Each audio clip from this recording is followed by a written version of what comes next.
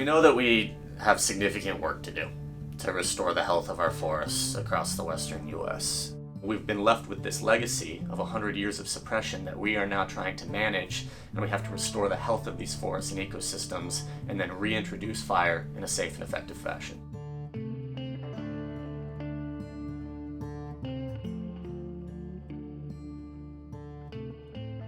Forest restoration is the idea of managing our forests to reinstate or restore ecosystem function and the way that those forests would have lived and grown on their own.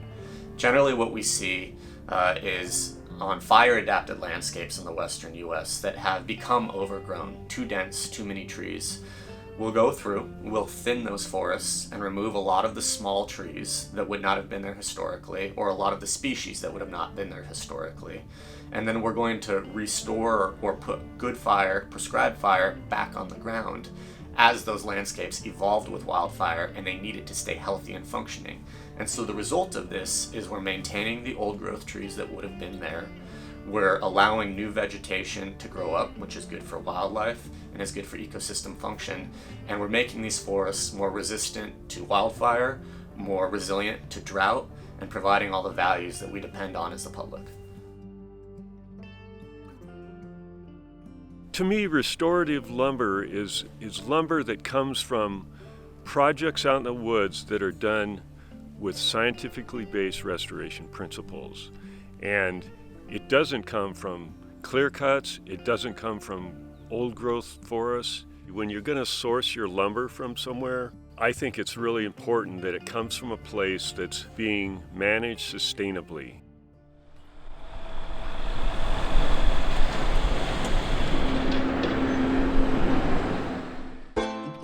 We look at ourselves as the green sawmill.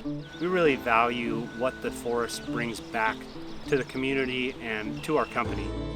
Really, the logs and the timber to the facility should be a byproduct of the restoration work that we're doing on the ground.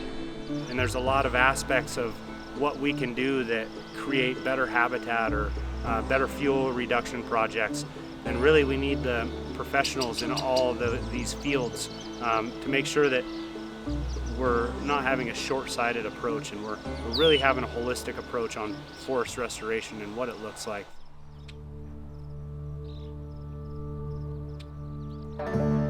We're looking to do forest restoration in a way that mimics the historic range of variability. We know that there are only about 2% of large trees left on the landscape than there was historically due to old growth logging. So we want to make sure these are protected because they are disproportionately ecologically important.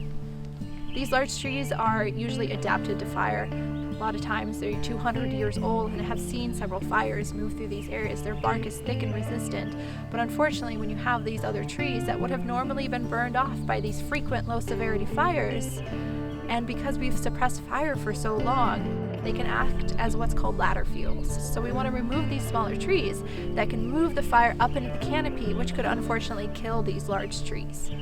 The Colville National Forest has one of the largest amounts of timber volume coming off the forest right now, and most of that is restoration based. In 20 years, if we do our job right, no one will even be asking what restoration wood is because it's just standard practice for the industry. It's one thing to think abstractly about what it means to have good forest management, but to actually witness it and see the way that the forest is returning to life and the way that the forest is able to breathe again is pretty awe-inspiring on a personal level. My advice to other architects who are looking to support sustainability in their projects is to dig deeper. Don't just say, oh, we're using wood, so we're good. But really look at where it's coming from, look at who you're collaborating with, and talk to your peers in the profession, because that's really the only way that I think we're going to build these bridges between these kinds of forestry practices and what we're doing when we're drawing and when we're putting our pencil to paper. So it hasn't been easy, and it's taken us a long time to get to where we're at now. But we've learned a lot of lessons together about how we can solve these problems. We've built a lot of common ground, and we've learned about these resources together, and as a result of that, we're beginning to see more forest restoration happen, larger and more complex projects, and ideally, beginning to finally come together on achieving our goals of holistic forest restoration and management together.